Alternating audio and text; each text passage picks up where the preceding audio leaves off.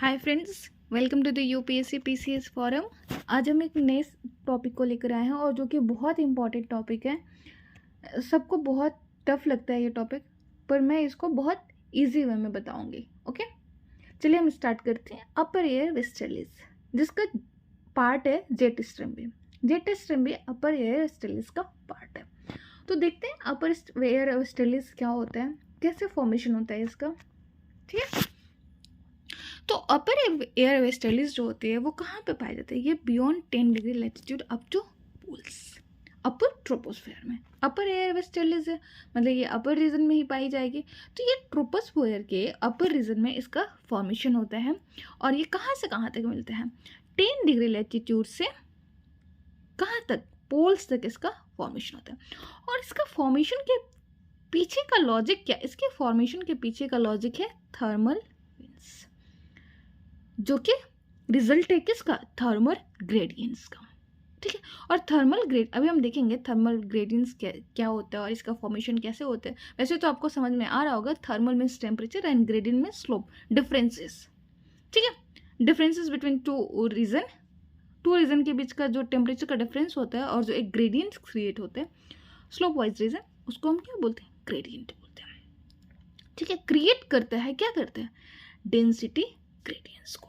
और density gradients कहाँ से कहाँ तक डायरेक्टेड होते हैं? Always located from low latitude to high latitude in upper air region. ठीक है, तो हम देखते हैं कि ये कैसे, इसका क्या रोल होता है। वैसे ये वाला जो पिक्चर है ये हमने कल भी देखा था जब एयर सर्कुलेशन के बारे में पढ़ रहे थे। तो ठीक है, कि ये ट्रॉपिकल रीजन में अराउंड 30 डिग्री लैटिट्यूड के बीच में ईस्टर्लीज होती है। ठीक है, और उसके बाद वेस्टर्लीज होती है। अपर एयर और लोअर रीजन दोनों में वेस्टर्लीज ही होती है। ओके, और दो टाइप का जेट स्ट्रीम होता है। वैसे तो 3 टाइप का होता है, ईस्टर्ली जेट स्ट्रीम भी होता है, पर वो सीजनल होता है, वो सिर्फ समर सीजन में उसका फॉर्मेशन होता है। और जनरली कितने? 2 टाइप का, सब ट्रॉपिकल जेट स्ट्रीम और पोलर जेट स्ट्रीम।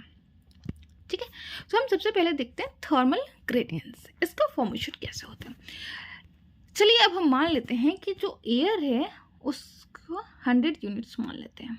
ठीक है, और ये लो लैटिट्यूड है, ये हाई लैटिट्यूड है। ठीक है, तो हम देखते हैं कि दो सब जगह कहाँ पे 100 यूनिट क्या है? एयर है। 100 यूनिट अगर एयर है तो हमें पता है लो लैटिट्यूड में क्या होता है? जो एयर की जो टेंडेंसी होती है वो क्या होती है? राइज करने की टेंडेंसी होती है।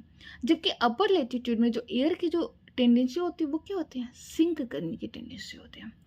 तो मान लेते हैं कि जो राइज करने की जो टेंडेंसी है, इसकी वजह से जो लोअर पार्ट है वहाँ पे 70 यूनिट्स है और जो अपर पार्ट है वहाँ पे 30 यूनिट्स है, क्योंकि यहाँ एयर राइज कर रही है। जबकि अपर लैटिट्यूड में जो लोअर पार्ट है वहाँ पे 85 यूनिट्स है और जो लोअर पार्ट है 85 और अपर पार्ट में 15 यूनिट्स है। क्यों? क्योंकि यहाँ पे एयर की जो टेंडेंसी है वो क्या कर रही है? सिंक कर रही है, जिसकी वजह से हम देख रहे हैं कि जो अपर पार्ट है वो लोअर रीजन में क्या कर रहा है? उसके पास एयर कंटेंट ज़्यादा है। ठीक है, और जो अपर लैटिट्यूड है उसके अपर पार्ट में जो एयर कंटेंट है वो कम है। तो ये जो एयर कंटेंट है, थर्मल ग्रेडियंट जो है वो क्या क्रिएट करते हैं? ये डेंसिटी ग्रेडियंट्स को क्रिएट करते हैं, जिसकी वजह से एयर का जो मूवमेंट होता है, हमें पता है हाई प्रेशर जोन से लो प्रेशर जोन तक मूव करते हैं। तो एयर जो मूव करने लगते हैं हाई डेंसिटी से लो डेंसिटी रीजन तक। ठीक है, तो हाई डेंसिटी एयर कहाँ से कहाँ तक मूव करते हैं? हाई डेंसिटी, वैसे हाई प्रेशर नहीं बोलेंगे यहाँ पे हम, high density to low density move करती है। ठीक है, और इस मोमेंट को ही हम क्या बोलते हैं? इस मोमेंट को ही हम बोलते हैं वेस्टर्लीज, अपर एयर वेस्टर्लीज। अब इसका नाम वेस्टर्लीज क्यों है? क्योंकि हमने देखा है कि बियॉन्ड 30 डिग्री 10 डिग्री हम बोल सकते हैं क्या वेस्टर्लीज का रोल ज़्यादा हो जाता है, because of presence of Coriolis force. ठीक है, और जैसे कि अब एक और इस पिक्चर में देखते हैं, जैसे ये अर्थ है। ठीक है, तो ये वार्म रीजन, रिलेटिव वार्म और कोल्ड होता है, तो इसके कंपेरिजन में ये कोल्ड होगा, इसके कंपेरिजन में फिर ये वार्म होगा, इसके कंपेरिजन में ये कोल्ड होगा, ऐसे होगा। ठीक है, तो एयर जो जाएगी यहाँ पे एक टेम्परेचर ग्रेडियंट क्रिएट होगा। टेम्परेचर ग्रेडियंट का मतलब एक डेंसिटी ग्रेडियंट भी क्रिएट हो रहा है। तो एयर का मूवमेंट ऐसे हो जाएगा। लेकिन क्या होता है ना कि हमें पता है कि बियॉन्ड 10 डिग्री क्या होता है, कोरियलिस फोर्स अपना काम करना स्टार्ट कर देगा। और कोरियलिस फोर्स की वजह से क्या होता है कि नॉर्दर्न हेमिस्फीयर में जो एयर जो ऐसे मूव कर रही है नॉर्थ साउथ टू नॉर्थ, वो क्या ईस्टवर्ड मूवमेंट होने लगता है उसका। ठीक है, और नॉर्दर्न हेमिस्फीयर में वो राइट वर्ड साइड मूव करती है और राइट हैंड साइड, और सदर्न हेमिस्फीयर में लेफ्ट हैंड साइड। अब हम इस पिक्चर में देखते हैं कि जैसे कि मैंने हेडली सेल, फेरल सेल और पोलर सेल के बारे में पिछले लेक्चर में भी बता दिया। अगर आपने नहीं देखा है तो प्लीज़ जाकर देखिए, आपकी अंडरस्टैंडिंग अच्छी हो जाएगी, क्लियर हो जाएगी।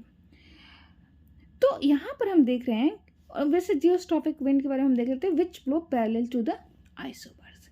जो विंड्स आइसोबार के पैरेलल मूव करती है उसको हम क्या बोलते हैं, जियोस्ट्रॉपिक विंड कहते हैं। तो अब हम इस पिक्चर में देखते हैं कि ये हेडली सेल है। ठीक है, हमने देखा था कल भी कि हेडली सेल 0 से 30 डिग्री के बीच में बनती है। फिर उसके बियॉन्ड फेरल सेल होता है। फेरल सेल के बीच में हमने देखा था कि कंट्रास्टिंग एयर का फॉर्मेशन होता है। कंट्रास्टिंग जब लोअर लैटिट्यूड से क्या होता है, लोअर लैटिट्यूड से वार्म एयर और पोलर रीजन से कोल्ड एयर आते हैं, फिर वो कंट्रास्टिंग बाउंड्री का फॉर्मेशन करते हैं। ठीक, फिर उसके बाद पोलर सेल का फॉर्मेशन होता है। तो ये जो रीजन है हेडली सेल, ये वार्म रीजन है इन कंपैरिजन टू ये फेरल सेल, और ये कोल्ड रीजन है जो पोलर रीजन का है। तो क्या होता है ना कि अगर कोई रीजन है, ठीक है, ये वार्म रीजन है और ये कूल रीजन है, तो इनके बीच में एक रीजन तो होगा जहाँ पे एक शार्प बाउंड्री बनता है। ठीक है, वहाँ पे जो टेम्परेचर ग्रेडियंट वो शार्प चेंज होता है। ठीक है, तो ये जो रीजन है यहाँ पे जेट स्ट्रीम का फॉर्मेशन होता है। ठीक है, क्योंकि ये शार्प बाउंड्री क्रिएट करती है। ठीक है, और कोर रीजन में जो इसकी जो वेलोसिटी होती है वो ज़्यादा होती है। ठीक, वैसे ही इसके बाउंड्री पे फेरल सेल और पोलर सेल की बाउंड्री पे किसका एक शार्प बाउंड्री, कूल और कोल्ड के बीच में एक शार्प बाउंड्री का फॉर्मेशन होता है। और शार्प बाउंड्री की वजह से जो डेंसिटी ग्रेडियंट क्रिएट होते हैं, और डेंसिटी ग्रेडियंट किसको फॉर्मेशन करती है, वेस्टर्ली एयर का, अपर एयर वेस्टर्लीज का, जिसको हम पोलर जेट स्ट्रीम भी कहते हैं। आई होप आप लोगों को ये क्लियर हो रहा होगा। अब हम इनके कुछ कैरेक्टरिस्टिक्स देख लेते हैं। इनका कैरेक्टर, ये अप जो जेट स्ट्रीम होते हैं ये अपर एयर हाई वेलोसिटी विंड्स होते हैं। ये थर्मल विंड्स होते हैं, हमने देखा है। Near geostrophic wind begin to flow parallel to isobars. जो जियोस्ट्रॉपिक विंड्स होती हैं वो क्या होती हैं, वो आइसोबार्स के पैरेलल मूव करते हैं। ये वेवी पाथ को फॉलो करते हैं, part and parcel of upper air westerly circulation. ठीक, जो जेट स्ट्रीम होते हैं ना वो सर्कम पोलर इन नेचर होते हैं। अब सर्कम पोलर का मतलब क्या होता है, जैसे कि हम बर्ड्स आई व्यू से अगर अर्थ का ये देखें, स्ट्रक्चर देखें, तो ये हमारा पोल्स है। ठीक है, तो पोल्स, ये पोल्स है, तो जो ये जो जेट स्ट्रीम है ना ये पूरे अर्थ को कवर करती है अगर हम अपर पार्ट से देखें तो। ठीक है, ये हो गया हमारा पोलर जेट स्ट्रीम, और ये हो गया क्या, सब ट्रॉपिकल जेट स्ट्रीम। इनका डायमेंशन क्या होता है, जेट स्ट्रीम का डायमेंशन हम देख लेते हैं। डायमेंशन में इनका लेंथ जो होता है ना 1000 किलोमीटर होता है। ठीक है, as they are in circumpolar in nature. Width, इनका जो विड्थ होता है वो 100 to 500 किलोमीटर, और डेप्थ क्या होता है 1 to 3 kilometre. Height of jet stream located near the tropopause. जो जेट स्ट्रीम होता है ना वो ट्रोपोपॉज के नियर होता है। अब मैंने बताया था कि ट्रोपोपॉज अब वो एक लीड की तरह काम करते हैं। ठीक है, जिसकी वजह से जो राइजिंग एयर होती है वो बियॉन्ड क्रॉस नहीं कर पाती है ट्रोपोपॉज के। ठीक है, जिसकी वजह से जो एयर होता है वो डाइवर्ज होना स्टार्ट हो जाता है और फिर इसका सिंकिंग स्टार्ट हो जाता है 30 डिग्री पर, और इस तरह से हेडली सेल का फॉर्मेशन होता है। और ये 30 डिग्री पे ही क्यों करता है, क्योंकि यहाँ पर कोरियोलिस फोर्स का फॉर्मेशन होता है, स्ट्रॉन्ग हो जाती है कोरियोलिस फोर्स। ठीक है। Height decreases from tropics towards pole. जो जेट स्ट्रीम होती है उसकी जो हाइट होती है वो ट्रॉपिक से पोल की टुवर्ड्स डिक्रीज करती है। क्यों? क्योंकि हमने अभी देखा कि ये नियरली लोकेटेड होते हैं ट्रोपोपॉज के, और हमने एटमॉस्फेयर का जब स्ट्रक्चर पढ़ा तो हमने देखा था कि जो ट्रोपोपॉज की जो हाइट होती है वो यूनिफॉर्म नहीं होती है। क्यों? क्योंकि लो लैटिट्यूड में जो एयर है उसका राइज करने की टेंडेंसी होती है, जबकि अपर लैटिट्यूड में जो एयर होती है उसको सिंक करने की टेंडेंसी होती है, जिसकी वजह से जो ट्रोपोपॉज है उसका जो हाइट है वो यूनिफॉर्म नहीं होता। और ट्रोपोपॉज के हाइट के पास से इसका फॉर्मेशन होता है किसका? जेट स्ट्रीम का। इस वजह से इसकी हाइट डिक्रीज करती है कहाँ से कहाँ तक? ट्रॉपिक से पोल्स तक। ठीक है। ट्रॉपिकल जेट स्ट्रीम जो होती है, अभी हम ट्रॉपिकल जेट स्ट्रीम के बारे में देखेंगे कि उसके पीछे का क्या लॉजिक है उसके फॉर्मेशन का। ट्रॉपिकल जेट स्ट्रीम 15 किलोमीटर की होती है हाइट। सब ट्रॉपिकल जेट स्ट्रीम की जो हाइट होती है वो 12 किलोमीटर होती है, और पोलर फ्रंट जेट स्ट्रीम का क्या होता है? 9 to 12 kilometre. Velocity of jet stream जो होती है वो 60 किलोमीटर से 500 किलोमीटर से भी ज़्यादा हो सकती है। मतलब इसका मिनिमम वेलोसिटी जो होता है वो 60 किलोमीटर पर आवर्स होती है, जबकि इसकी maximum velocity 500 kilometre per hour से भी ज़्यादा हो सकती है।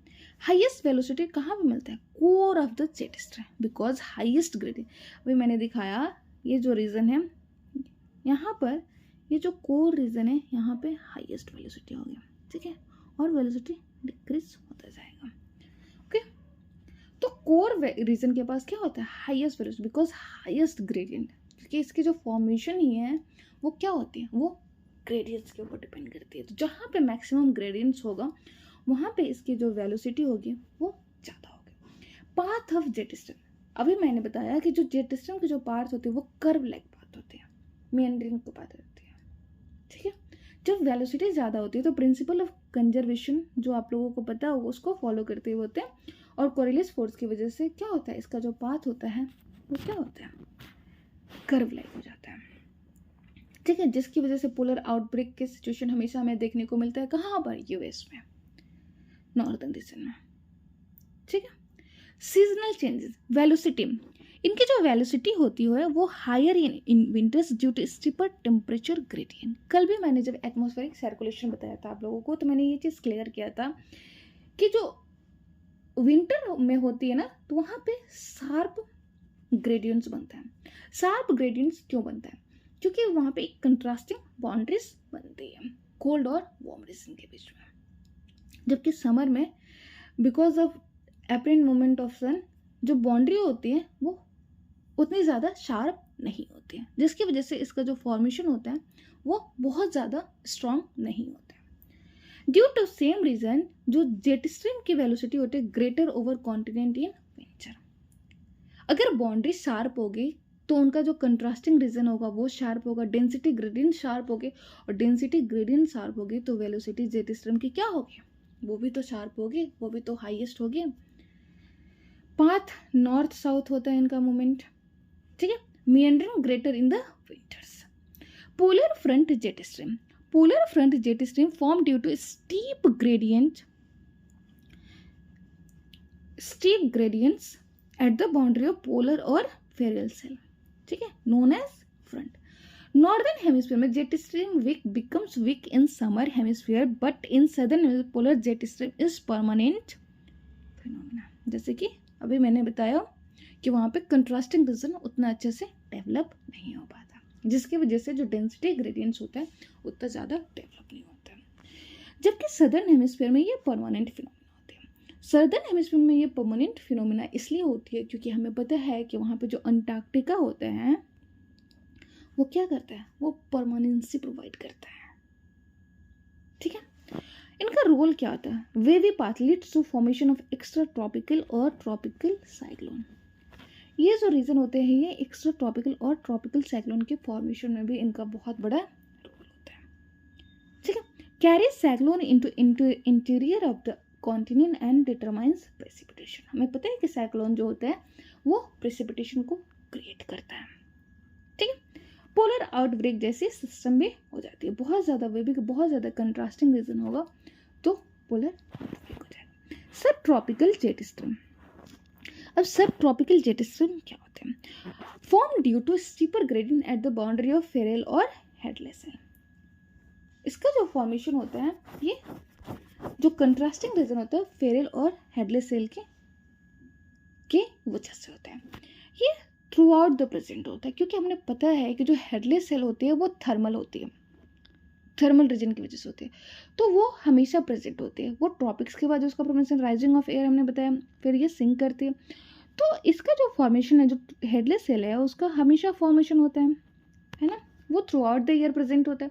तो थ्रू आउट द प्रेजेंट होता है, तो यहाँ का जो रीजन है ये क्या होता है? ये शार्प कंट्रास्ट प्रोवाइड करता है हेडले सेल और फेरल सेल के बीच में। तो इसका जो सब tropical jet stream through out the year present होता है। ठीक है, इसकी भी वेलोसिटी हाई होगी, को रीजन पे ज़्यादा होगी। Role carries cyclone to into interior continent determines precipitation, carries western disturbance in India. और जो वेस्टर्न डिस्टर्बेंस जो इंडिया में आती है उसके पीछे का भी क्या रीज़न है? उसके पीछे का भी यही सब ट्रॉपिकल जेट स्ट्रीम ही है। Tropical easterly jet stream. अब ट्रॉपिकल ईस्टर्ली जेट स्ट्रीम क्या होता है? Tropical easterly jet stream mainly summer phenomena है। अब ये क्यों समर सीजन में फॉर्म होता है? हमें पता है कि जो समर सीजन में क्या होता है ना कि जो सन है वो नॉर्थवर्ड मूवमेंट करता है, और नॉर्थवर्ड मूवमेंट की वजह से क्या होता है कि जो हमें पता है कि जो ये इंडिया के नॉर्दर्न पार्ट में क्या है? Tibetan plateau. तो अगर नॉर्थवर्ड तो यहाँ पे इंसुलेशन ज़्यादा होगा, इंसुलेशन ज़्यादा होगा तो यहाँ पे लो प्रेशर जोन क्रिएट होगा। लो प्रेशर जोन क्रिएट होता है, हमें पता है कि ये लो प्रेशर जोन जो होता है वो क्या करता है? ये अट्रैक्ट करता है किसको? मॉनसून को। सॉरी, फिर से यहीं पर आकर रुक गया।